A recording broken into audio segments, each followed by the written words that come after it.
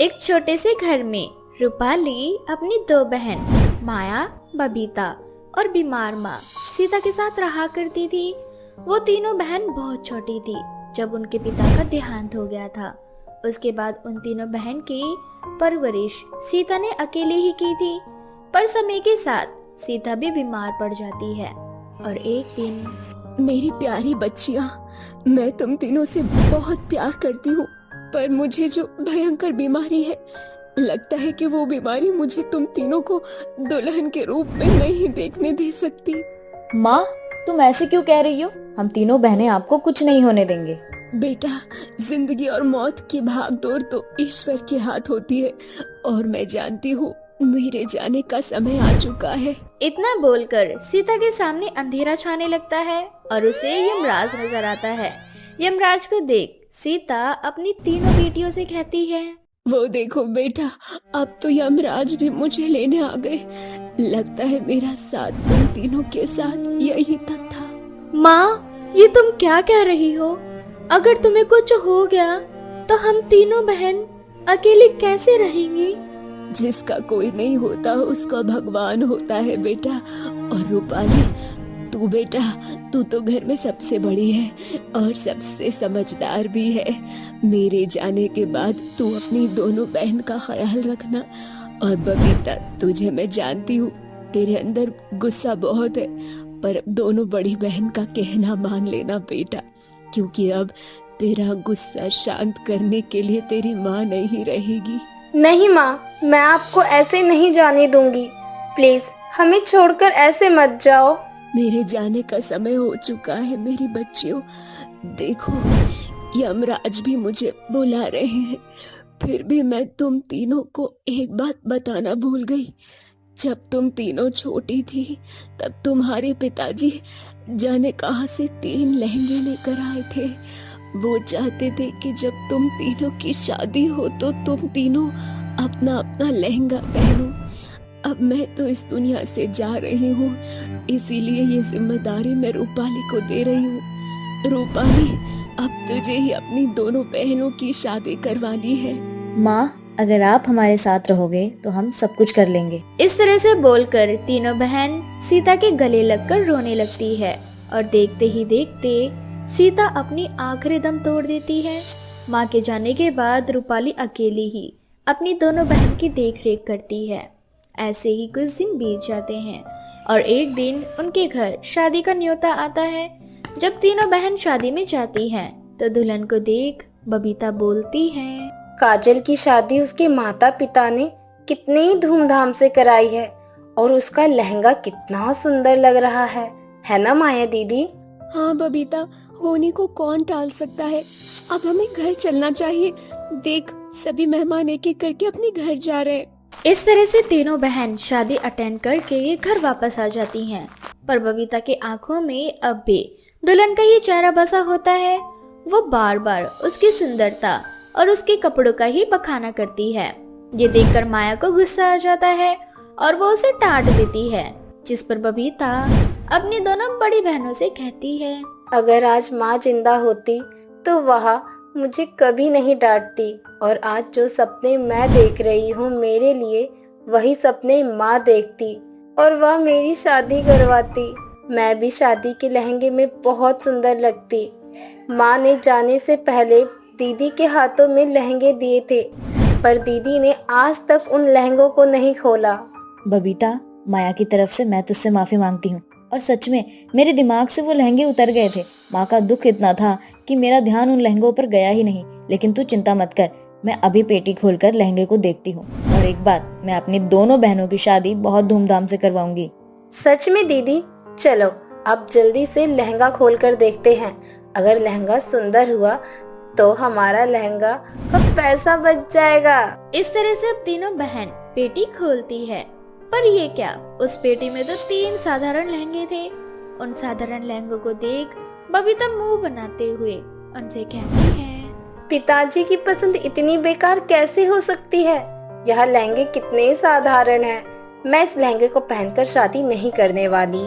बबीता, तेरे पास जरा भी दिमाग नहीं है। जब हम तीनों बहन छोटी थी, पिताजी ने हम तीनों के लिए तब से ये लहंगे खरीदे थे। उस समय पर ऐसे ही लहंगे चला करते थे।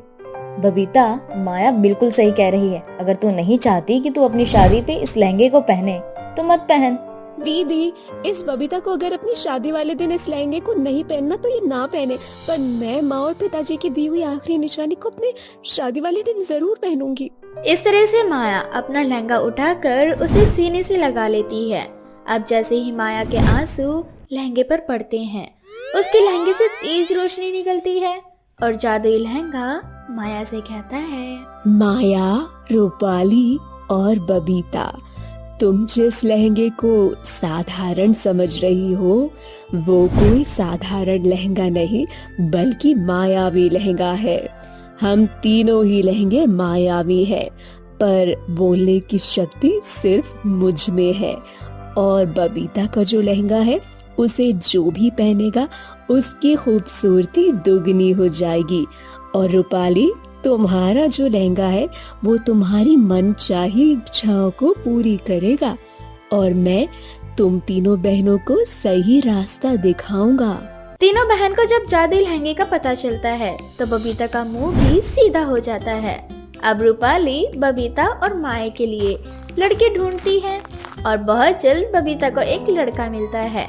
जिस दिन बबीता को देखने लड़के वाले आते हैं, उस दिन बबीता अपनी माँ का दिया हुआ लहंगा पहनती है, जिसमें उसकी सुंदरता और भी निखर कर आ रही होती है। तो वहीं माया का लहंगा रूपाली और माया से कहता है, माया, बबीता की शादी इस लड़के से मत कराओ। ये लड़का धोखेबाज है। इससे पहले भी इसने मासूम लड़कियों से शादी करके उन्हें छोड़ दिया। ये दहेज के लिए शादी करता है। अगर ऐसा है तो मैं अपनी बहन की शादी इस लड़के से हरगिज नहीं करवाऊंगी। मुझे चाहे कितना भी दहेज क्यों ना देना पड़े, लेकिन मैं उसकी शादी एक अच्छे घर में करवाऊंगी। अब क्या था, अब माया इस रिश्ते के लिए मना कर देती है, जिसके बाद रूपाली अपने जादुई लहंगे से कहती है, हे जादुई लहंगे, माया के जादुई लहंगे ने कहा था कि तुम मेरी सारी इच्छा को पूरा करोगे, इसलिए मैं चाहती हूँ कि इस बार जो लड़के मेरी बहनों को देखने के लिए आए वो पहले की तरह लालची और बुरे ना हो, बल्कि साफ दिल के हों और मेरी बहनों को हंसी खुशी रखें। रूपाली के इतना कहते ही पंडित जी का फोन रूपाली के पास आता है और रूपाली को माया और बबीता के लिए बहुत अच्छा रिश्ता मिल जाता है। बहुत जल्द रूपाली अपने जादुई लहंगे की मदद से पैसों का इंतजाम करती है और अपनी बहनों की बड़े ही धूमधाम से शादी करवा देती है। और शादी होने के कुछ दिनों बाद बबीता और माया भी अपने जादुई लहंगे की मदद से रूपाली की शादी एक बेहद अच्छे लड़के से करवा देती हैं। एक छोटे से गांव में कोमल, दिशा और पूजा नाम की 3 बहन रहा करती थी। उन तीनों ही बहन को मेकअप करने का बहुत शौक था, इसलिए वो गांव की औरतों और लड़कियों का मेकअप किया करती और इसी तरह से वो तीनों कुछ पैसे भी कमा लिया करती थी।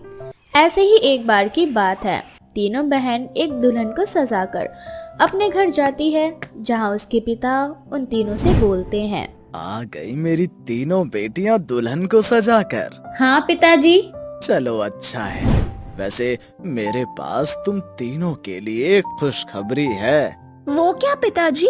जिस तरह से आज तुम तीनों बहन एक दुल्हन को सजाकर आई हो, ठीक उसी तरह से बहुत जल्द तुम तीनों बहन भी दुल्हन बनने वाली हो। शहर से तुम तीनों बहनों के लिए एक बहुत अच्छे घर से रिश्ता आया है। मैंने इस रिश्ते के लिए हाँ कर दिया है। अपनी शादी की बात सुनकर पूजा अपने पिता से बोलती है, पिताजी, क्या आपने हमारे ससुराल वालों से बात की कि शादी के बाद हम तीनों बहन अपना एक छोटा सा ब्यूटी पार्लर चला पाएंगे क्या? पूजा की बात सुनकर पूजा के पिताजी उससे झूठ बोल देते हैं। अरे हाँ मेरी प्यारी बेटियों, मैंने लड़के वालों से बात कर ली है। अब इस तरह से बहुत जल्द उन तीनों बहनों की एक ही घर में शादी हो जाती है, लेकिन उन तीनों की सास कमला थोड़ी सी खड़ूस होती है। तो वहीं उन तीनों के पति रवि, विनोद और नील उन तीनों से बिल्कुल भी प्यार नहीं करते। शादी के कुछ दिन बीत जाते हैं, लेकिन उन तीनों के पति उनसे उखड़े रहते हैं। और वह अपनी सास को कुछ नहीं कहती। और ऐसे ही एक दिन, दीदी, पिताजी ने कहा था कि शादी के बाद हमारे ससुराल वाले हमें अपना खुद का एक छोटा सा पार्लर चलाने देंगे, लेकिन हमारी शादी को 2 महीने हो चुके हैं और हमारे पतियों में से तो हम में से सही से बात भी नहीं की, और माँ जी हमें हर छोटी गलती के लिए डांटती रहती हैं। पूजा तो बिल्कुल ठीक कह रही है, और मेरा तो मेकअप करने का बहुत मन कर रहा है। मेरे हाथों में तो खुजली हो रही है कि अब मैं किसी को सजाऊं। तुम दोनों बिल्कुल सही बोल रही हो। जब से हम तीनों इस घर में बहू बनकर आई हैं ना, तब से हमने एक भी बार किसी का मेकअप नहीं किया। मैं एक बार माँ जी से बात करके देखती हूँ, क्योंकि मैं जानती हूँ माँ जी जितना ऊपर से सख्त दिखाई देती है ना, अंदर से उतनी ही नरम है। कोमल हिम्मत करके अपनी सास कमला के पास जाकर बात करती है। माँ जी, हम तीनों को मेकअप करने का बहुत ही ज्यादा शौक है, और माँ जी हम तीनों बहनों का गांव में एक छोटा सा ब्यूटी पार्लर भी था। हाँ बहू, मैं सब जानती हूँ कि किस तरह से तुम तीनों बहन गांव में रहकर लोगों के मुंह पर मेकअप थोपा करती थी। फिलहाल तो तुम मुझे ये बताओ कि तुम यहाँ क्यों आई हो? वो माँ जी, पिताजी बता रहे थे कि आप लोगों को हम तीनों बहनों के पार्लर दोबारा शुरू करने से कोई ऐतराज नहीं है। तो माँ जी, मैं आपसे यही पूछने आई थी कि अगर हम तीनों बहनें एक छोटा सा पार्लर खोल लें तो? अगर तुम तीनों के पास इतने पैसे हैं तो तुम तीनों अपना छोटा सा पार्लर खोल सकती हो, क्योंकि तुम्हें देने के लिए मेरे पास कुछ नहीं है। जब से मैंने उन तीनों की शादी करवाई है, उन तीनों ने खर्चा देना बंद कर दिया है। कमला की बात सुनकर कोमल को बहुत बुरा लगता है और वह जाकर अपनी दोनों बहनों को इस बारे में बताती है, जिसके बाद वो तीनों बहन अपना ब्यूटी पार्लर चलाने का सपना छोड़ देती है। इसी तरह से कुछ दिन बीत जाते हैं और एक दिन उन तीनों के पति दूसरी शादी करके अपनी बीवियों के साथ घर आ जाते हैं। ये देखकर कमला के पैरों तले जमीन खिसक जाती है और वो अपने तीनों बेटों से बोलती है, अरे कल मुँहो, ये क्या किया तुम तीनों ने? तुम तीनों पहले से ही शादीशुदा और तुम तीनों ने दूसरी शादी कर ली। अब मेरी इन बहुओं का क्या होगा? माँ, आप अपनी इन तीनों बहू को संभालो, क्योंकि हम तीनों इन तीनों से बिल्कुल भी प्यार नहीं करते। हम अपनी दूसरी बीवी से प्यार करते हैं, परंतु मजबूरी में आकर हमने ये शादी की, क्योंकि अगर हम ये शादी नहीं करते तो आप हमें इस घर से निकाल देती। परंतु शादी होने के बाद ये घर पूरी तरह से हमारे नाम है, इसीलिए अब आप इन तीनों बहू के साथ हमारे घर से निकल जाओ। आप ये क्या कर रहे हैं? ये घर माँ जी का है और आप माँ जी को घर से बाहर निकाल रहे हैं। हम सिर्फ माँ को ही नहीं, तुम तीनों को भी इस घर से निकाल रहे हैं। अब तुम तीनों बहू अपनी सास को संभालो। इस तरह से कमला के तीनों बेटे अपनी माँ और अपनी पहली पत्नियों को घर से निकाल देते हैं। ये सब देखकर कमला खुद को कोसने लगती है और दिशा अपनी सास से बोलती है, माँ जी, आप खुद को क्यों कोस रही हैं? आपने तो इन तीनों के लिए पता नहीं क्या क्या किया, परंतु आपके तीनों बेटे ही तो निकम्मे निकले ना। माँ जी, आप चिंता मत कीजिए, हम तीनों बहुएं हैं ना आपके साथ। हम तीनों बहनों को ब्यूटी पार्लर का सारा काम आता है। अगर आप हमें इजाजत दें तो क्या हम हमारे सारे गहने बेचकर खुद का एक छोटा सा पार्लर खोल सकते हैं, ताकि हम अपने घर की आर्थिक स्थिति को चला सकें। इस बार कमला कोमल को मना नहीं कर पाती, जिसके बाद कमला खुद अपने सारे गहने कोमल के हाथ में थमा देती है और कोमल सारे गहने ले जाकर बेच देती है और उनसे मिले पैसों से पार्लर की कुछ जरूरी सामान खरीद लेती है। अब वो तीनों सास बहू किराए पर एक छोटा सा पार्लर ले लेती हैं और उसी में रहकर अपना पार्लर का काम करती है। कुछ दिनों बाद पार्लर में निशा आंटी आती हैं। अरे कमला बहन, तू यहाँ, वो भी अपनी तीनों बहुओं के साथ? हाँ बहन, अब मैं तुझे क्या बताऊँ, किस्मत की कैसी मार पड़ी है हम सास बहुओं के ऊपर। इतना बोलकर कमला अपना सारा दुख निशा को बताती है और उससे बोलती है, खैर निशा, तू मेरी छोड़, तू अपनी बता यहाँ कैसे? अरे मेरी भतीजी की शादी है और तू तो जानती है कि मोहल्ले में एक भी ढंग का पार्लर नहीं।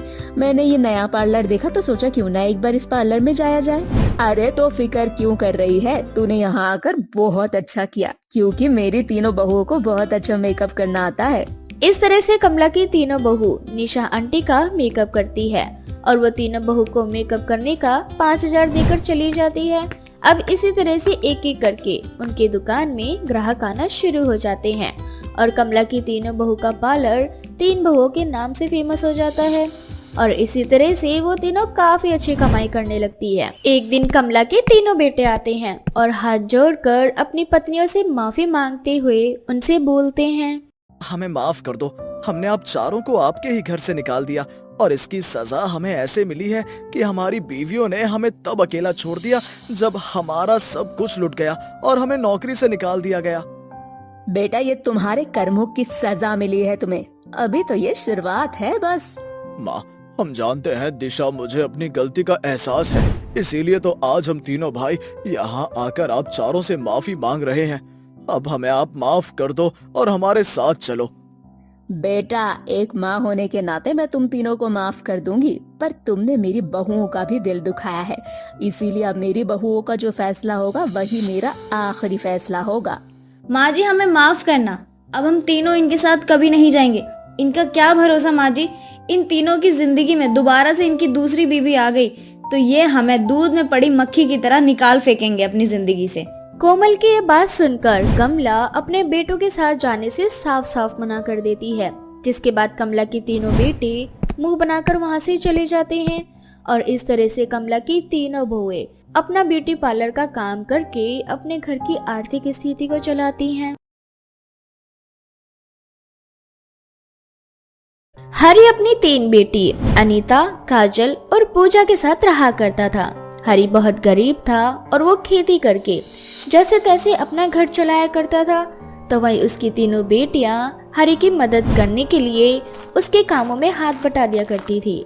ऐसे ही एक दिन, काजल और पूजा, आज तुम दोनों अलग अलग जाना, और काजल तुझे आज उपले बेचने हैं, और पूजा तुझे आज दूध बेचना है। बाबा की तबीयत ठीक नहीं है, इसलिए आज मुझे खेत में जाना पड़ रहा है। ठीक है, फिर मैं चलती हूँ, तू बाबा का ख्याल रखना। इस तरह से काजल अपने उपले उठाकर उन्हें बेचने चली जाती है, तो वहीं दूसरी ओर पूजा भी दूध लेकर चली जाती है। अब बेचारी अनीता अपने बाबा और खेत को संभालती है। शाम को पूजा और काजल उपले और दूध बेचकर घर आ जाती है और वो दोनों देखती है कि हरी की तबीयत अब ठीक नहीं है, जिस पर पूजा अनीता से बोलती है, अनीता, तुमने तो कहा था कि तुम बाबा का पूरा ख्याल रखोगी, पर बाबा को तो अब तक बुखार है। क्या बाबा की तबीयत फिर से खराब हो गई? अनीता, ढोंग करने की जरूरत नहीं, हम दोनों बहुत अच्छे से जानते तू एक नंबर की कामचोर है, तुझे काम ना करना पड़े इसीलिए तूने उन्हें बाहर भेजा। ऐसा कुछ भी नहीं है। अगर तुम दोनों को लगता है कि मैं कोई काम नहीं करती तो ठीक है, तुम दोनों कल से बाबा के साथ खेती करना और मैं बाकी का काम अकेले कर लूंगी। ठीक है। तीनों बहन की आपस की लड़ाई देखकर हरी परेशान हो जाता है और अपनी तीनों बेटियों से बोलता है, मैंने तुम तीनों में से कभी किसी को नहीं बोला कि तुम मेरी मदद करो, फिर तुम तीनों बहन आपस में क्यों हमेशा झगड़ती हो? किसी को कहीं जाने की जरूरत नहीं है, मैं अकेले ही सारा काम कर लूंगा। नहीं बाबा, आपकी तबीयत खराब है ना, इसीलिए आप आराम करिए, बाकी का काम हम लोग कर लेंगे। अनीता हरी की सबसे बड़ी बेटी थी, साथ ही वो अपनी दोनों बहनों से ज्यादा समझदार और दयालु थी, तो वहीं काजल और पूजा एक नंबर की मतलबी और लालची थी। इसी तरह से अगले दिन अनीता अकेले ही दूध और उपले बेचने के लिए चली जाती है, तो वहीं दूसरी ओर काजल और पूजा घर में रहकर अपने पिता की सेवा करती हैं। काजल, मैं बाबा के पास बैठी हूँ, तू जाकर खेत में काम कर ले। खेत को जोतना है, ये काम मैं अकेले नहीं कर सकती। पर मैं तेरे साथ नहीं जा सकती, हम दोनों में से किसी एक को बाबा के पास रहना होगा। एक काम करते हैं, कल जब बाबा पहले से बेहतर होंगे तो हम उन्हें काम करने देंगे और हम दोनों मिलकर खेत में काम कर लेंगे। आज हम दोनों बाबा के पास बैठ जाते हैं। इस तरह से काजल और पूजा खेत का कोई काम नहीं करती। इसी तरह से कुछ दिन बीत जाते हैं, लेकिन पूजा और काजल खेत का काम नहीं करती, जिस वजह से हरी का काफी नुकसान हो जाता है। ऐसे ही एक दिन अनीता दूध और उपले बेचकर खेत के रास्ते से आ रही होती है कि तभी वो देखती है कि एक बूढ़ी औरत जमीन पर बेहोश पड़ी हुई है। अब अनीता उस औरत के पास जाती है और पानी के छींटे उसके मुंह पर मारती है। आप ठीक तो हैं? हाँ बेटा, मैं ठीक हूँ। वैसे आपको क्या हुआ था? आप खेत में, वो भी इतनी धूप में? बेटा मेरे आगे पीछे कोई नहीं है सिवाय मेरी एक पोती के। उसी को पढ़ाने लिखाने के लिए मैंने ये खेत किराए पर लिया था और इसमें खेती कर रही थी, पर इस तेज धूप की वजह से मुझे चक्कर आ गया। अच्छा कोई बात नहीं अम्मा, मुझे खेती करनी आती है, मैं आपकी मदद करवा दूंगी। इस तरह से अनीता उस बुढ़िया को पेड़ के नीचे बैठा देती है और खुद खेत में काम करने लगती है। अब इसी तरह से कुछ दिनों तक अनीता दूध और उपले बेचने दोपहर में आते हुए उस बूढ़ी अम्मा के खेत में काम करती। ये सब देखकर वह बूढ़ी अम्मा बहुत खुश होती है। और एक दिन जब अनीता खेत में काम कर रही होती है तो बूढ़ी अम्मा उसके लंबे घने बालों को छूकर उसे बोलती है, काले घने लंबे बाल बन जा तू सोने के जादुई बाल। उस बूढ़ी अम्मा के कहते ही अनीता के बाल जादुई सोने के बाल में तब्दील हो जाते हैं। इसके बाद अनीता उस बूढ़ी अम्मा से बोलती है, अम्मा आपने ये जादू कैसे किया, मेरे बाल सोने के बन गए। अब वो बूढ़ी अम्मा एक देवी के रूप में प्रकट हो जाती है और बोलती है, मैं कोई बूढ़ी अम्मा नहीं बल्कि एक देवी हूँ जो यहाँ तुम्हारी और तुम्हारी बहनों की परीक्षा लेने आई थी। मैंने ही तुम्हारे पिताजी की तबीयत खराब की ताकि मैं तुम तीनों की परीक्षा ले सकूं और तुम मेरी परीक्षा में पास हो गई। इसीलिए मैंने तुम्हारे बाल को जादुई बाल बना दिए हैं। इस जादुई बाल से तुम्हारी सारी मनोकामनाएं पूरी होंगी। आपका बहुत बहुत धन्यवाद देवी जी। अब देवी वहाँ से गायब हो जाती हैं। देवी के जाते ही अनीता के जादुई सोने के बाल एक बार फिर से साधारण काले हो जाते हैं, जिसके बाद अनीता खुद से बोलती है, अरे ये क्या, जब तक ये देवी यहाँ खड़ी थी तब तक मेरे बाल सोने के थे और उनके जाते ही मेरे बाल साधारण बन गए। कहीं ऐसा तो नहीं कि मेरे बालों का जादू सिर्फ कुछ समय के लिए था और मैंने वो समय गंवा दिया। ये सोचकर अनीता घर जाती है और देखती है कि उसके दोनों बहन उसके पिता के पास बैठी है। काजल और पूजा, तुम दोनों ये मत सोचना कि मैं बड़ी होने का दोष जमा रही हूँ तुम पर। तुम दोनों पिताजी का ख्याल बहुत अच्छे से रख रही हो, लेकिन खेत पे तुम बिल्कुल भी ध्यान नहीं दे पा रही हो, जिससे हमारा काफी नुकसान हो रहा है। अनीता, लगता है तुम्हारे लिए बाबा से बढ़कर पैसा है। अब हरी खुद को बिल्कुल स्वस्थ महसूस कर पा रहा था, इसलिए जब वो काजल की बात सुनता है तो गुस्से में बोलता है, तुम दोनों एक नंबर की काम चोर हो। तुम दोनों को काम न करना पड़े इसीलिए तुम दोनों यहाँ मेरे पास बैठी रहती हो, पर अब मैं खुद को स्वस्थ महसूस कर रहा हूँ, इसीलिए अब तुम दोनों को मेरी और सेवा करने की जरूरत नहीं है। इस तरह से हरी काजल और पूजा को डांट देता है, जिसके बाद पूजा और काजल अनीता से नाराज होकर अपने कमरे में चली जाती है। अपनी दोनों बहन को नाराज देख अनीता जादुई बाल से बोलती है, हे मेरे जादुई बाल, अगर तेरे अंदर अभी भी जादू बचा हुआ है तो तू मुझे रास्ता दिखा और मेरी दोनों बहनों की जो नाराजगी है वो मैं खत्म कर पाऊँ और उन्हें सही रास्ते पे ले आऊँ। अनीता के इतना बोलते ही अनीता के जादुई बाल बोलने लगते हैं, तुम्हारी बहनें कामचोर के साथ लालची भी हैं। अगर तुम अपनी दोनों बहनों के बाल को भी अपने बालों की तरह जादुई बना दो तो वो तुमसे कभी नाराज नहीं होंगी और वो दोनों वही करेंगी जो उनके जादुई बाल उनसे कहेंगे। लेकिन मैं अपनी बहनों के बालों को जादुई कैसे बनाऊं? मैं तो एक साधारण लड़की हूँ। उसी मंत्र से जिस मंत्र से तुम्हारे बाल जादुई हुए हैं। जादुई बाल के बोलने पर अनीता को देवी के वो मंत्र याद आते हैं। अब अनीता अपनी दोनों बहनों के पास जाती है और उन दोनों के बाल पकड़कर बोलती है, हे काले लंबे घने बाल, बन जा तू जादुई सोने के बाल। ये मंत्र पढ़ते ही पूजा और काजल के बाल भी जादुई बाल बन जाते हैं। जादुई बाल होने की वजह से काजल और पूजा का हृदय परिवर्तन हो जाता है, जिसके बाद काजल और पूजा को अपनी गलती का एहसास होता है और जादुई बाल के कहने पर काजल और पूजा अनीता से माफी मांगते हैं। अनीता, हम दोनों को माफ कर दो। हम दोनों तुम्हारी सगी बहनें पर हमेशा तुमसे जलते रहे क्योंकि तुम बाबा की लाडली थी। तुम सबसे ज्यादा काम करती थी। हाँ अनीता, हमें माफ कर दो। तुम हमसे बड़े हो पर फिर भी हम दोनों ने कभी तुम्हारी इज्जत नहीं की, हमेशा तुमसे जलते रहे। पर फिर भी तुमने देवी की जादुई शक्तियों से हमारे भी बालों को जादुई बना दिया। इस तरह से अब उन तीनों बहनों के बाल जादुई बाल बन जाते हैं।